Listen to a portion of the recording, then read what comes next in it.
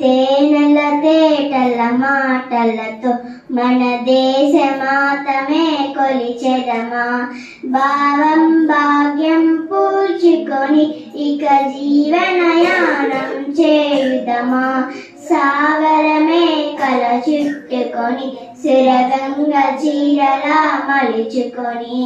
గీతాగానం పాడుకొని మన దేవికి యారి హారతులు, గంగ జటాధర భావనతో హిమశైల రూపమే నిలబడగా గలగల పారే నదులన్నీ ఒక బృందగానమే చేస్తుంటే ఎందరో వీరుల త్యాగ ఫలం మన నీటి స్వేచ్ఛకే మూలధనం, వారందరినీ తలుచుకొని మన మానస వీధిని నిలుపుకొని